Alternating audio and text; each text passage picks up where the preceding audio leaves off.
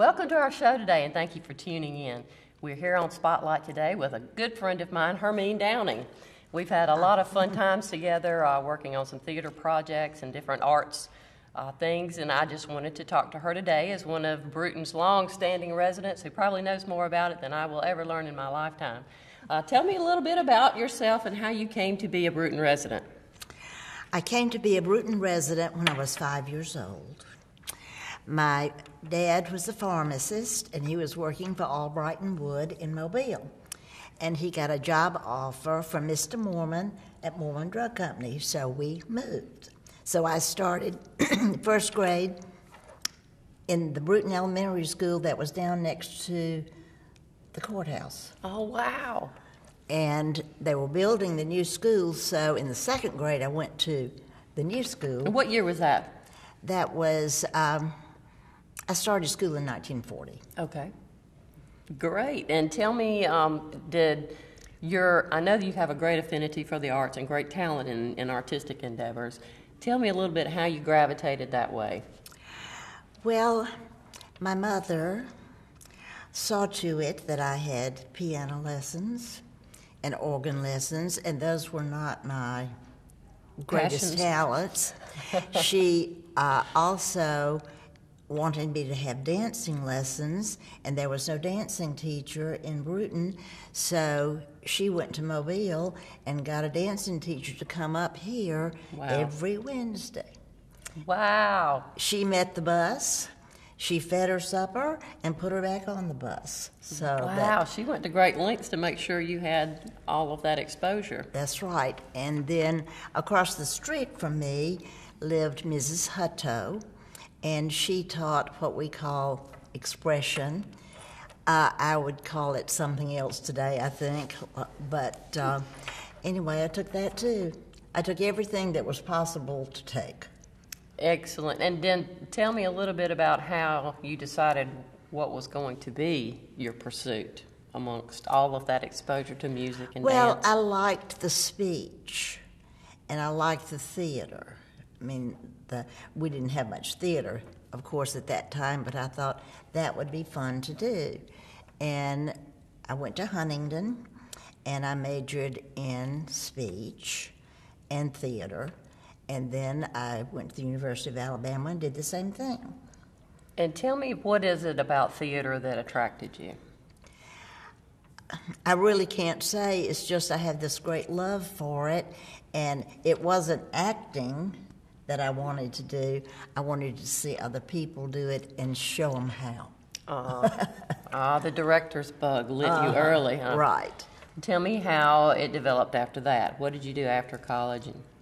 Well, I married, and I went to the Philippines and taught third grade. That was different. Wow, I bet. And then we moved back to the United States to Kansas. I was in Kansas City, and I taught English there for several years. Then we went to New Orleans, and I taught English there. And then I came home. And Mr. Patterson, who was the president of the college, was in my daddy's drugstore one day and said, I've got to find a speech teacher, And my dad said, oh, I have one for you. She'll be here in June. So he hired me. Wow. And then I did a little bitty show. We had a little bitty stage in Wallace Building, and I did a little show there.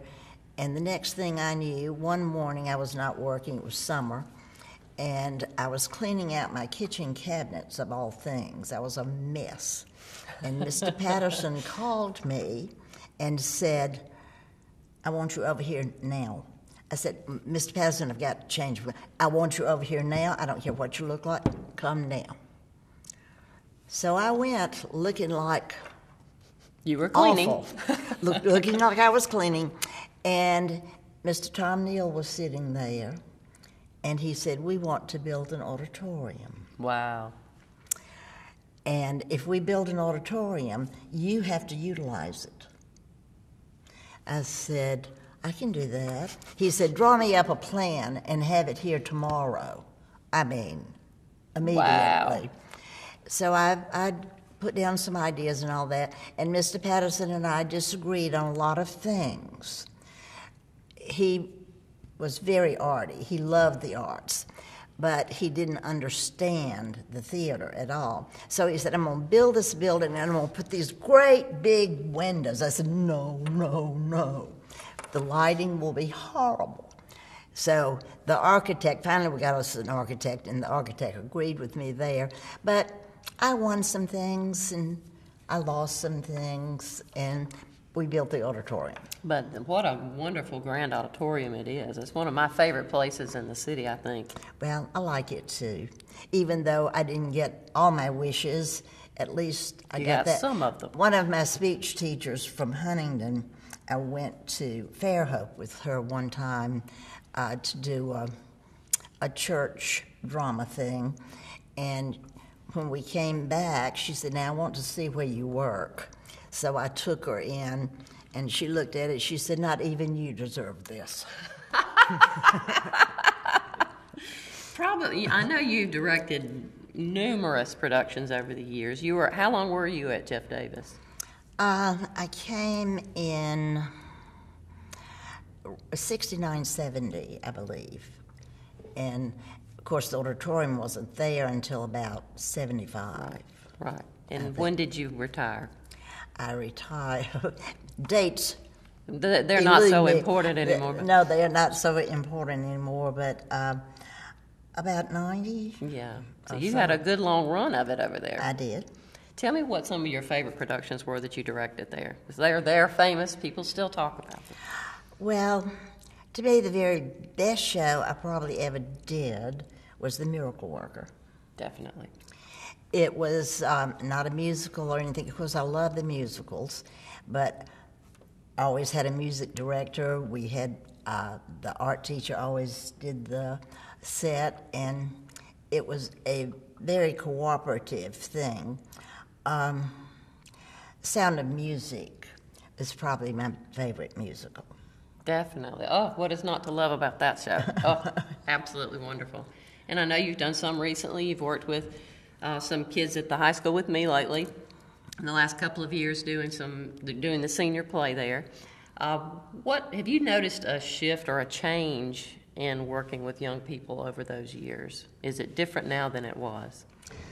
Not so different. Not so different if you lay down the rules to begin with. Exactly, and then the way they react to you, I think first they are stunned that such a presence and an authority is in such a tiny little package. I think it pretty much stuns them to begin with. How did you learn to do that? It's natural. I mean, that's just the way I am. And it worked very, very well. I think the kids, especially with The Wizard of Oz, it turned out to be a spectacular show because those kids had no idea what they were capable of. That's right, and they were talented kids. Very much so. Extremely talented kids. I mean, if you've got kids that have just an ounce of talent, you can exactly. get it Some out of them, them. I think, had never had the opportunity to even explore that type of expression. And once they realized they could step into that role, there were some magical moments that we had. Yes, it was. The vocalists turned out much better than I ever anticipated that they would. Those kids were just talented. They were super. And I think the turning point for me in knowing we were going to make this a great show, we were practicing in the lunchroom when they first finally kind of clicked into that performance mode after they realized they could. And I can remember going, oh yeah. We're going to do this. It's actually going to happen. Well, tell me a little bit about living here in Brewton. Why did you never leave here? I know a lot of people leave and then come back. What is it about Brewton that brings people home?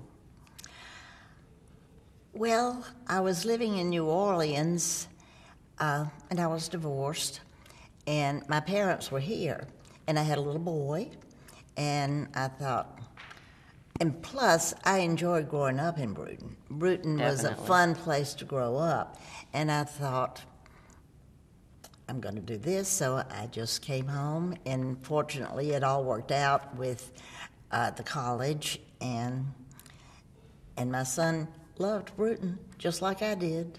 I think that's one of our most attractive qualities here is people do come back here because they had that idyllic kind of upbringing and childhood here in town, and they want that for their children as well. There's great family and friend support here, and I think that's what brings a lot of people back and hopefully keeps some of them here, is for that hometown feel you get.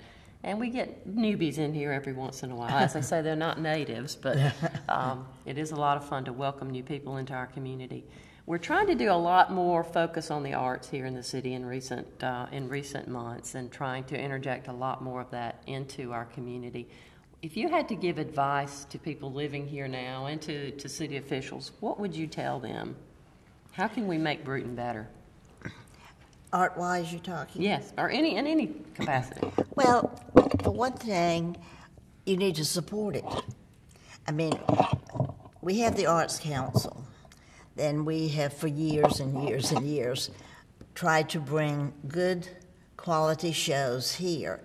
And more people say, it's coming to Brewton, it must not be worth anything.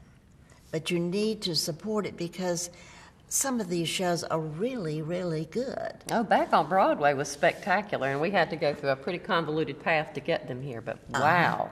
Yes, it was very good, and people just simply need to support it so that we can sustain the arts here. And the art shows like Art in the Park, that was fun.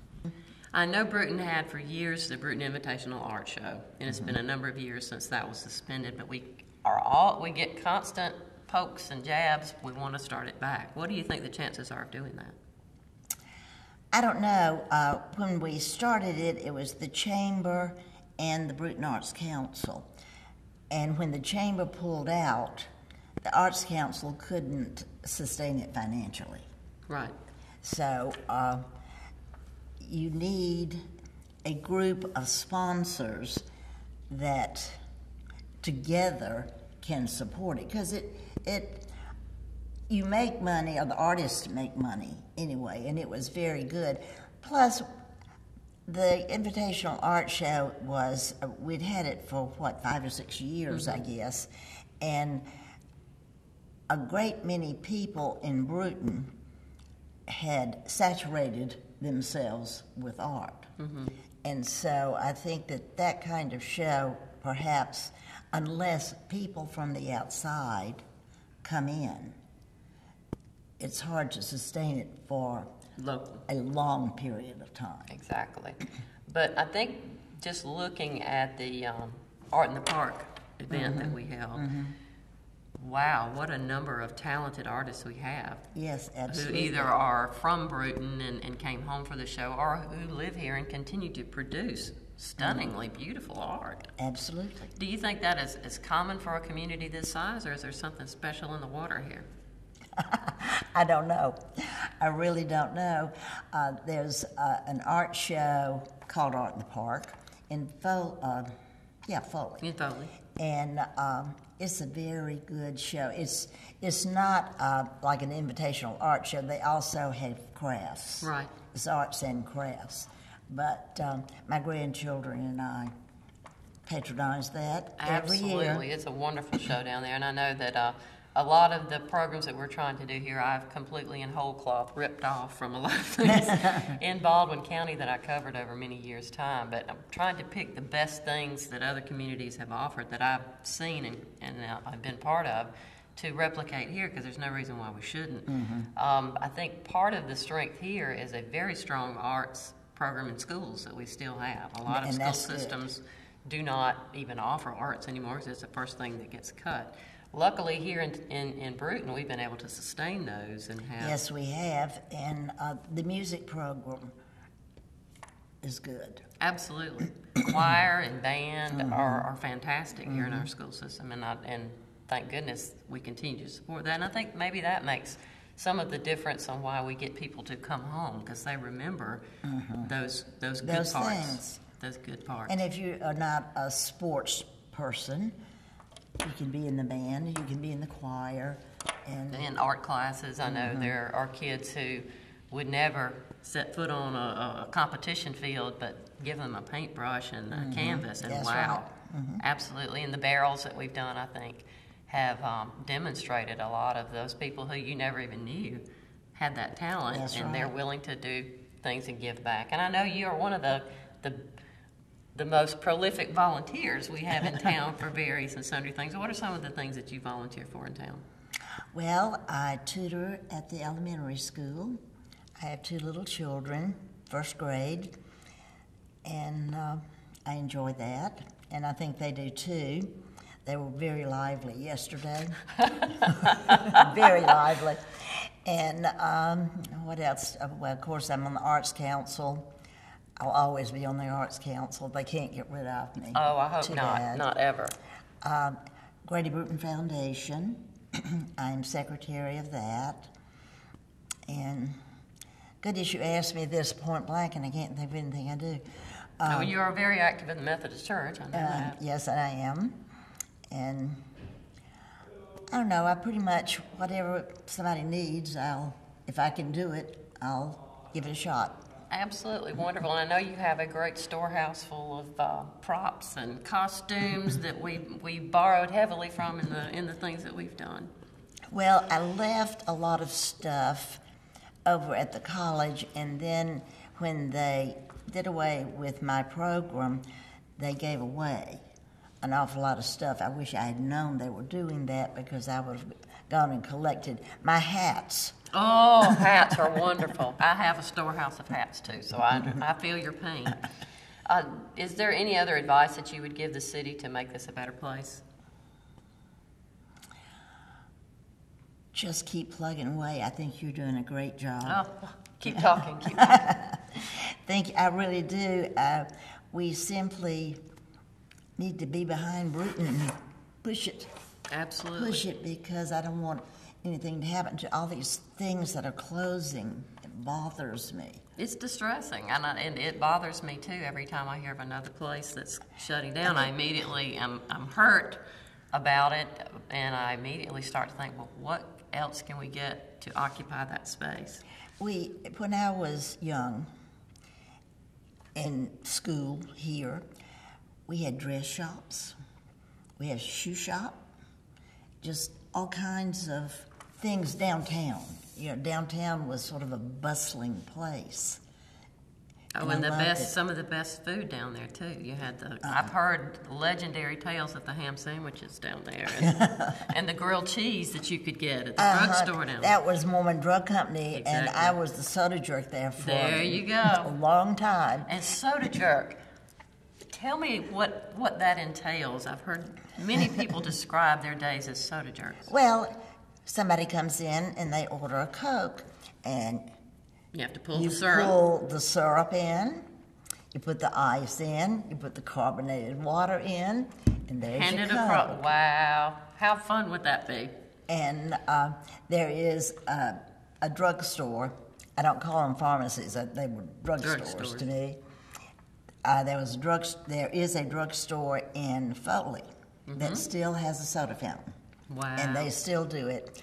And I take my grandchildren there almost every time we're down at the beach, because I tell them, and this is what I used to do when my daddy had the drugstore, and this is how you do this. You make this banana split this way, and Exactly. and you make this soda this way, and they love it. Well, I think that, we tend to assume that the convenience stores now that have a fast food place in them are a brand new creation. Think back to those old drugstores like you're talking about. Nearly every one of them had ice cream or some kind of food, and the sodas in there too. So it was kind of like an invention way back then that we're just kind of replicating now. I would love to see something nostalgic like that come back in. And fighting the floodwaters. I know you've seen a lot of water come and go downtown over the years. Oh, yes. Tell me about fighting floods down there back in the day. Well, of course, I was working at the college in the later years, and downtown would flood. So we would have to go way around to get, and Miss Pate was the dean, and school would be closed in Brewton, Alabama, but then I'd get a phone call, and it would be Miss Pate, and she would say, "We're not closed. Oh, no. The students are not coming, but you are coming." Oh. So I'd get out of bed and Drive go way around to get, and then we would all meet, all the faculty, because no students. We'd all meet in the faculty lounge and drink our coffee and tell jokes, have a good time, and the phone would ring. "Miss Pate, get back to your offices." Oh, so, crack that whip a little bit. Crack that whip. That sounds like an interesting take on it. And I know in some of my office days, if a storm came through and took down the lights, it took out the power, then you just have to sit around and make conversation until it comes back on now, you know. In earlier times, they didn't have that luxury of just sitting around. But there are ways, I guess, to get it done. Well, thank you so much for meeting with me and giving me your insight and sharing good memories of the city we have and some good advice for continuing forward. Well, I'm proud of you, and I hope you keep up the good work. Oh, thank you so much. And with support like yours, how can we go wrong? Okay. Well, thank you very much for joining me today. We have the Farmers Market tomorrow, and we have Rock the Dock on Sunday from 2 until 5 downtown at the Hourglass. So stop by and give in a listen to some wonderful singers and musicians down there. Bring your potluck dish, and we'll see you there. Thank you very much.